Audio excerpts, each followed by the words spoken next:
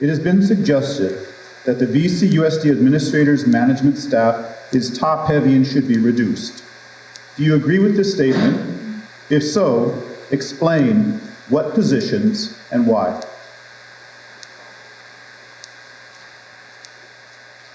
Well, I don't really agree with that statement. I have no evidence that tells me that that's a problem.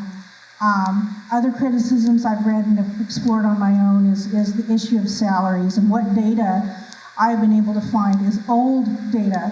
And really, if you really are comparing salaries of administrators nearby, you'll see that it's modest. It's very modest compared, even if you go up the road to Napa. They're making quite a bit more up there. So let's keep this in perspective. And you're educators too. You know, you're educators too, and I respect you.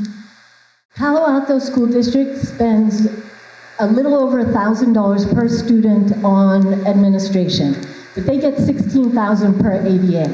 Okay, Berkeley spends about $950 per student. Compton spends about $924, and Vallejo City Unified School District spends $919 per student per year. This is the most recent data from EdData. Those are the 4 highest in the state. So I'm not saying that positions have to be cut. I'm just saying that we have the 4th highest admin budget in the state. And if it were showing results, I'd be all over it. Compton, every year they have another grade that does better than Vallejo. They spend more on administration, but they're improving.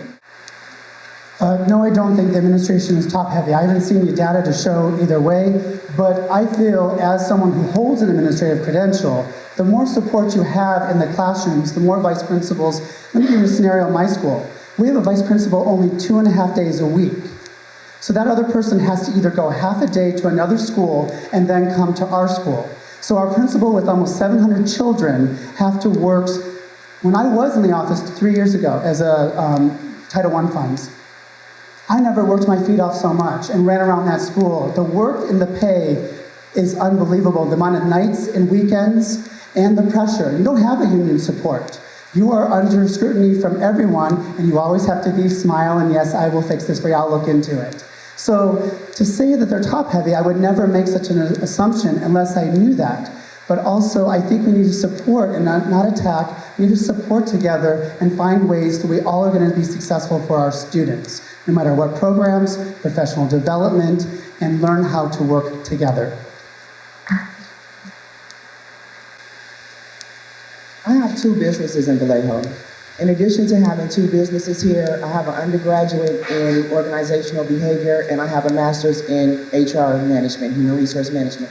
I understand the different structures of tall, hierarchical structures and flat structures. And I also understand that unless you know the reasoning behind why the structure was created the way that it was, you'll never understand why that structure is tall or flat. I think that there has to be a lot more information provided before we can make a decision on why a structure is created the way that it is. When you have organizations large like the school board or like Kaiser or something like that with so many different employees, a flat structure is not going to work.